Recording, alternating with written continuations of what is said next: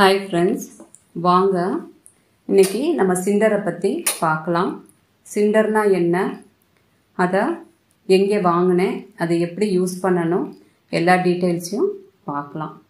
First சில கொஸ்டின்ஸ்க்கு answer பண்ணிவிட்டு அதுக்கப்புறம் சிண்டரை பற்றி பார்க்கலாம்.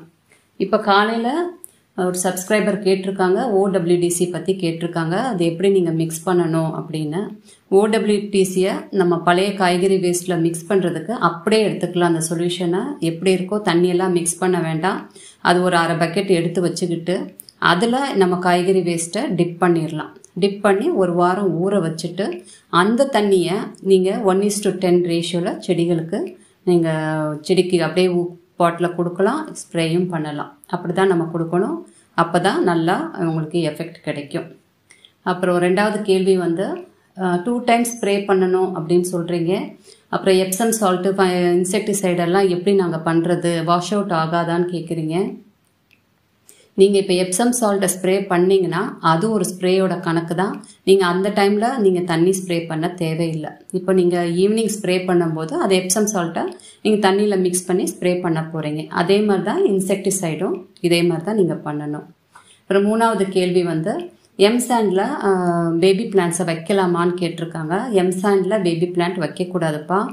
நம்ம ஆக்சுவலி பேபி பிளான்ட் வைக்கணும்னா ஒன்று உங்ககிட்ட கொக்கோபிட் இல்லை, என்கிட்ட சிண்டர் இல்லை, நம்ம டைரெக்டாக எனக்கு சாயிலில் தான் வைக்கணும் அப்படின்னா அதுக்கு ரேஷியோ 50% ஆற்று மணல், 25% உங்களுக்கு நம்ம செம்மண் எடுத்துக்கலாம், 25% கம்போஸ்ட். செம்மண் இல்லைன்னா உங்கள் வீட்டு கார்டன் சாயில். இது எல்லாத்தையுமே மிக்ஸ் பண்ணி கொஞ்சம் வேப்பம் புண்ணாக்கு, கொஞ்சம் போன் மீல, கொஞ்சோண்டு ஒரு ஸ்பூன், குட்டி ஸ்பூனில் ஃபங்கிசைடு மிக்ஸ் பண்ணி ஒரு 10 நாள் இந்த மண்ணை ஊற வச்சு இதில் தான் பேபி பிளான்ட்ஸை நீங்கள் வைக்கணும். அதுவும் நீங்கள் பேர் ரூட்டடாக வைக்கும்போது அந்த சின்ன வேரெல்லாம் நீங்கள் அந்த மண்ணில் டைரெக்டாக அப்படியே வச்சிங்கன்னா சைடில் ஹீட்டு ஜாஸ்தி ஆகிடும். அதுவும் இது கிளைமேட் கிடையாது, உங்களுக்கு செடி இஷ்யூஸ் வந்துடும். ஸோ அந்த மாதிரி பண்ணாதீங்க. இன்னொன்று என்னென்னா, நிறைய பேர் இப்போ ஆன்லைனில் ரோசஸ் வாங்கினேன்னு சொல்கிறீங்க. நான் ஏற்கனவே சொல்லியிருக்கேன், இது டைம் கிடையாது ரோசஸை வாங்கி வளர்க்குறதுக்கு. நமக்கு டைம் இப்போ டெம்பரேச்சர் ஏறிக்கிட்டே இருக்குது. இந்த டைமில் நீங்கள் ரோசஸ் வாங்கி வளர்த்திங்கன்னா சக்ஸஸ் ரேட் ரொம்ப கம்மி. அதுவும் பேர் ரூட்டெல்லாம் இந்த டைமில் நீங்கள் பண்ணக்கூடாது. நீங்கள் அப்படியே வேறு வழியில் வாங்கிட்டேன்னா அப்படியே கொண்டு போய் அப்படியே மண்ணில் வச்சிடலாம். அதையும் ரொம்ப நீங்கள் கேர்ஃபுல்லாக வளர்க்கணும். நமக்கு மழை காலம், கிளைமேட் நல்லா இருக்குது, டெம்பரேச்சர் நல்லா இருக்குன்னா அப்போ தான் இந்த மாதிரி வேலையெல்லாம் நம்ம செய்யணும். அவசரப்பட்டு ஆன்லைனில் இப்போ வாங்காதீங்க. வாங்கினா கஷ்டம்தான். நிறைய பேர் எனக்கு அப்படி தான் கொஸ்டின்ஸ் வருது, நான் ஆன்லைனில் வாங்கிட்டேன், செடி எப்படி வைக்கிறது, எனக்கு கஷ்டமாக இப்படி இருக்குது அப்படி இருக்குன்னு சொல்கிறீங்க. நான் ஏற்கனவே எல்லா வீடியோஸ்லேயும் சொல்கிறேன், ஆன்லைனில் வாங்காதீங்க அப்படின்னு. ஏற்கனவே அதுதான் சொன்னேன். நான் மார்ச் 2 உங்களுக்கு எப்படி நான் பண்ணணுங்கிறது காட்டுறதுக்காக தான் வாங்கி காமிச்சேன். அதுவே எனக்கு ஒரு செடி டைபேக்கில் போய்கிட்டு இருக்கு. ஸோ டெம்பரேச்சர் நமக்கு இப்போ ஒத்துழைக்காது, அதனால இந்த டைம் கிடையாது. இன்னொன்று, இந்த ஸ்ப்ரேயரை பற்றி கேட்குறீங்க. ஸ்ப்ரேயர் பாருங்கள் நீங்கள், இது சும்மா நான் அக்ரியில் வாங்கினேன். ஸ்ப்ரேயர் வேணுங்கிறதுக்காக பேட்ரி பவர் ஸ்ப்ரேயர். இது இப்படி தான் இருக்குது. இது 12 லிட்டர்ப்பா.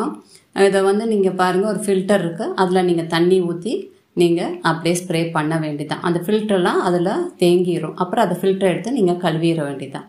இதை மெயின்டெனன்ஸ் என்னன்னா, நீங்கள் அடிக்கடி நல்லா கழுவி எடுத்து வச்சுக்கணும். ஏற்கனவே நம்ம ஸ்ப்ரே எல்லாம் பண்ணோம்னா அதில் அடைச்சிக்கிறோம். இதுதான் இந்த ஸ்ப்ரே. எல்லா அக்ரிகல்ச்சர் ஷாப்லேயும் இது கிடைக்கும், ஆன்லைன்லேயும் கிடைக்கிது. இதுக்கு எந்த லிங்க்கும் கிடையாது. இதில் 2-3 இது கொடுத்துருக்கான். இதுதான் நல்லா இருக்குது. இந்த இது போட்டு நம்ம ஸ்ப்ரே பண்ணோம்னா நல்லா ப்ரெஷர் கிடைக்குது நமக்கு ஸ்ப்ரே. அதுவும் நிறைய செடி வச்சுருந்தா இந்த மாதிரி வாங்குங்க. 1-2 செடிக்கெல்லாம் நம்ம 5 லிட்டர் ஸ்ப்ரே அந்த மாதிரி ஸ்ப்ரேயே போதும். அதுக்கப்புறம் பன்னீர் ரோஸ் பூ பூக்கலை அப்படின்னு சொல்கிறாங்க.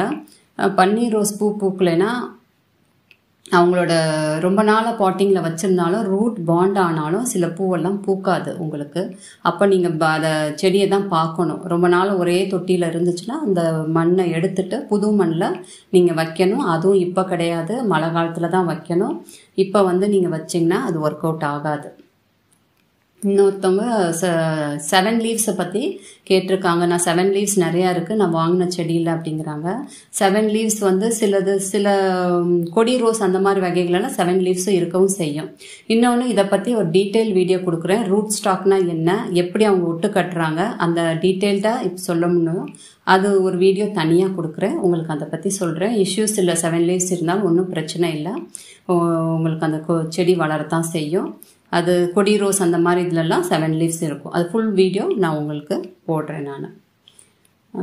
இன்னொன்று ஹோல்ஸ் பற்றி, இது வந்து சிண்டரை பாருங்கள். இந்த சிண்டர் வந்து இது இப்படி தான் இருக்கும். இந்த பாருங்கள், தண்ணி ஊற்றின உடனே இது வந்து தண்ணி உடனே ட்ரெயின் அவுட் ஆகிடும். நம்ம அடுத்து வந்து சிண்டரை பற்றி பார்க்கலாம். வீடியோ ரொம்ப லாங்காக போயிடும். பாருங்கள், இப்படி ஊற்றினுமே தண்ணி எல்லாமே ட்ரெயின் அவுட் ஆகிடும்.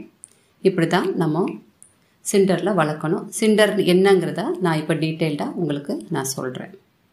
பாருங்கள், இப்படி தான் தண்ணி ஊற்றணும்.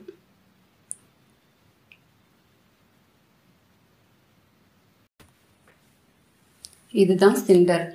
பாருங்கள், சிண்டர் இப்படி தான் இருக்கும்.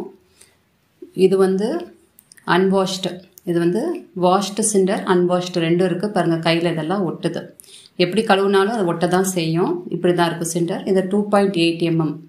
ரோஸ் வளர்க்குறதுக்கு இந்த அளவில் இருந்தால் தான் கரெக்டாக இருக்கும். இதை விட பெருசாக கூட இருக்குது.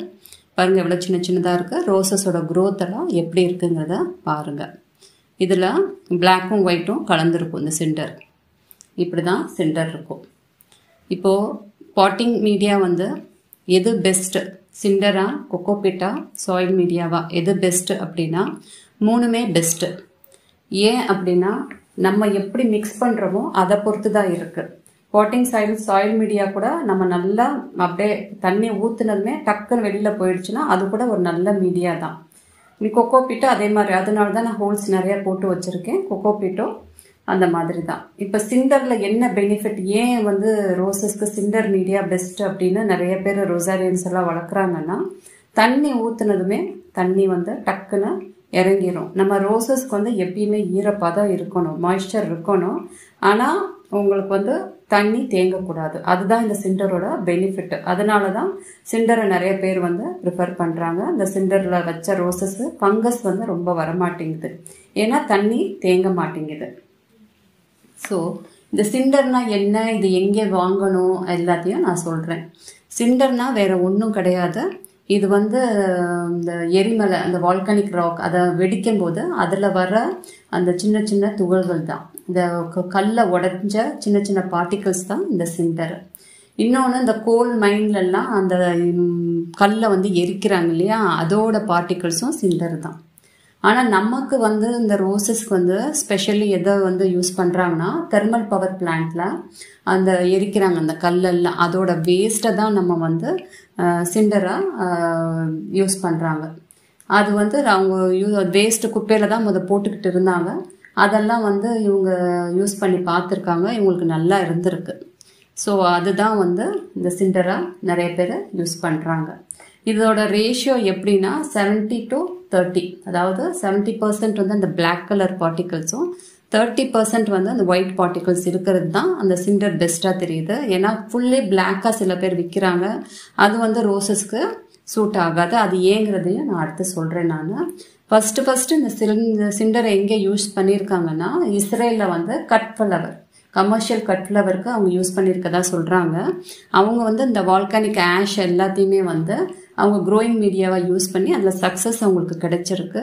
ஸோ அதனால் அவங்க வந்து அதை யூஸ் பண்ணி பார்த்துருக்காங்க, அவங்களுக்கு நல்லா இருந்திருக்கு. அது அப்படியே பரவி தான் இப்போ வந்து இந்த சிண்டரை வந்து இப்போ நிறைய பேர் வந்து, இன்னொன்று வெயிட்லெஸ் வந்து நமக்கு வந்து மாடி அப்படிங்கும்போதே நிறைய பேர் வந்து வெயிட்னால தான். இப்போ இந்த மாதிரி வெயிட்லெஸ்னால் நம்ம எவ்வளோ ரோசஸ் வேணாலும் வளர்க்கலாம். ஸோ இதனால தான் நான் அந்த கொக்கோபீட்டை ப்ரிஃபர் பண்ணேன். எனக்கு வந்து சாயில் ஒன்றும் இஷ்யூ கிடையாது, ஆனாலும் சாயிலில் வெயிட் ஜாஸ்திங்கிறதுனால தான் நான் வந்து கொக்கோபீட்டுக்கு போனேன். கொக்கோபீட்டு நல்லா தான் இருக்குது, இந்த சிண்டரில் எனக்கு வளர்த்து பார்க்கணுன்னு ஆசை தான். ஸோ அதனால தான் நான் இந்த சிண்டரை ட்ரை பண்ணேன். நான் ஸ்டார்டிங்கில் லாஸ்ட் இயர் தான் வாங்கினேன் இந்த சிண்டரை. வாங்கி நான் ட்ரை பண்ணும்போது எனக்கு அந்த அளவுக்கு சக்ஸஸ் கிடைக்கல. ஏன்னா எனக்கு வந்து அதை எப்படி ஹேண்டில் பண்ண தெரியல. தண்ணியை வந்து நான் ஒரு நேரம் அப்படி தான் ஊற்றிட்டு விட்டுட்டேன். ஸோ அப்படிங்கும்போது அது மாய்ஸ்சர் இல்லாமல் நிறைய இலையெல்லாம் எனக்கு காய ஆரம்பிச்சிருச்சு. ஸோ அதுக்கப்புறம் நான் நிறைய பார்த்து எக்ஸ்பீரியன்ஸ் ஆனதுக்கப்புறம் தான் இப்போ இந்த தடவை நான் ஜனவரி மாதம் வாங்கின செடியில் கொஞ்சம் 10 செடி 12 செடி வந்து சிண்டரில் வச்சு பார்த்தேன். இப்போ நான் கரெக்டாக என்னால் அதை மெயின்டைன் பண்ணி கொண்டு போக முடியுது. ஸோ இதுக்கு ஒரு ப்ராக்டிஸ் வேணும். உங்களுக்கு ஒரு ப்ராக்டிஸ் பண்ணி கொண்டு போனால் கரெக்டாக இருக்கும். தண்ணி தான் இதில் இஷ்யூ. இதில் வந்து மைனஸ் சொன்னீங்கன்னா தண்ணி 3 நேரம் ஊற்றணும். தண்ணி இல்லைன்னா அது கஷ்டம். கொக்கோபீட் அப்படி இல்லை, ஒரு தடவை நீங்கள் தண்ணி ஊற்றிட்டாங்கன்னா ஒரு தடவை மறந்தாலும் ஒன்றும் இஷ்யூ இல்லை. கொக்கோபீட்டில் உங்களுக்கு நல்லா வளர்ந்துடும். சிண்டரில் அது அப்படி கிடையாது. இன்னொன்று, இந்த சிண்டர் எங்கே வாங்கணும் அப்படின்னா, இது வந்து ஜார்க்கண்டில் இருக்குது இவங்களோட இது பிரதிமா என்டர்பிரைசஸ்ங்கிறது. நான் வந்து டிஸ்கிரிப்ஷனில் உங்களுக்கு அவங்க ஃபோன் நம்பர் தரேன். ராஜேஷ் மொஹந்திங்கிறது அவரோட ஓனரோட பேர். நீங்கள் அவருக்கு வாட்ஸ்அப்பில் நீங்கள் வந்து இந்த ஹாய் சொன்னாலே அவங்க ஒரு கேட்லாக் அனுப்புகிறாங்க. நீங்கள் அதில் பார்த்துட்டு உங்களுக்கு என்ன வேணும், எத்தனை 2.8 mm என்ன ஏதுன்னு நீங்கள் பார்த்து வாங்கிக்கலாம். இன்னொன்று வந்து இது இந்த ரேஷியோ நான் ஏற்கனவே சொல்லியிருக்கேன் 70-30ங்கிற, அதாவது 70% வந்து பிளாக் கலரும் 30% ஒயிட் கலர், அந்த மாதிரி சிண்டர் தான் நீங்கள் வாங்கணும். இன்னொன்று இது என்னன்னா, அந்த சிண்டரில் வந்து பாருங்கள், இது வந்து கொஞ்சம் இந்த ஒயிட்டில் நல்லா ஹோல்ஸ் இருக்கும், குட்டி குட்டி. அந்த எரிஞ்ச இதில் வெயிட்லெஸ்ஸாக இருக்கும், குட்டி குட்டி ஹோல்ஸ் இருக்கும். இதில் நம்ம தண்ணி ஊற்றும் போது அந்த ஹோல்ஸ்குள்ளெல்லாம் போய் தண்ணி தேங்கி நின்றுக்கிறோம். அப்போ அந்த செடிக்கு மாய்ஸ்சரை கொடுத்துக்கிட்டே இருக்கும். அதுதான் அந்த ஒயிட் பார்ட்டிகல்ஸு. இன்னொன்று, இதில் கார்பன் நிறையா இருக்குது. நம்ம செடிக்கு கார்பன் நிறையா தேவைப்படும். ஸோ வந்து அது இந்த கார்பன் நிறையா இருக்கிறனால இது வந்து பெனிஃபிட்டாக இருக்குது. இன்னொன்று, இந்த சிண்டர் என்ன சொல்கிறாங்கன்னா, பாஸ்பரஸ் நிறையா இருக்குது. நம்ம ரூட் க்ரோத்துக்கு பாஸ்பரஸ் தேவைப்படுது. ஸோ அதுவும் இது ஒரு பெனிஃபிட். பாருங்கள், இந்த மாதிரி நம்ம வெயில் காலத்தில் க்ளோஸ் இப்போ காட்டணுங்கிறதுக்காக இதெல்லாம் நான் எடுத்துட்டேன். க்ளோஸ் பண்ணி வச்சிடணும். ஏன்னா உங்களுக்கு அந்த வெயிலில் நிறைய தண்ணியெல்லாம் எவாப்ரேட் ஆகிடும். அப்புறம் ஹைட்ரேட் இல்லாமல் இருக்கும் செடி. அதுக்கப்புறம் கஷ்டம், அந்த செடி ஸ்ட்ரெஸ்ஸில் போயிடும். ஸோ அதனால் நல்லா மெயின்டைன் பண்ணணும். இந்த சிண்டரில் வச்சுருக்கு எந்த செடியாக இருந்தாலும் இந்த வெயில் காலத்தில் கொஞ்சம் பார்த்து நம்ம வளர்க்கணும். இதுதான் சிண்டர். உங்களுக்கு வேணும் அப்படின்னா நீங்கள் இந்த வாட்ஸ்அப்பில் நீங்கள், அதுவும் இப்போ யாரும் வளர்க்காதீங்க ஆன்லைன் ரோசஸை. எதுவாக இருந்தாலும் மழை காலத்தில் தான் வளர்க்கணும். அப்புறம் இன்னொன்று கேட்டிருக்காங்க, புஷ்பாஞ்சலியில் எப்படி ஆர்டர் பண்ணணும்னு. டைரெக்டாக அவங்க வெப்சைட்டில் போய் நீங்கள் பார்த்தாலே அவங்களுக்கு கிடைக்கும். ஆனால் இப்போ பண்ணாதீங்க. எது பண்ணாலும் இப்போ வந்து உங்களுக்கு ஒர்க் அவுட் ஆகாது. எல்லாமே நம்ம மழை காலத்தில் தான் செய்யணும். எல்லா டீட்டெயில்டாக நான் சொல்லிட்டேன். Thank you friends.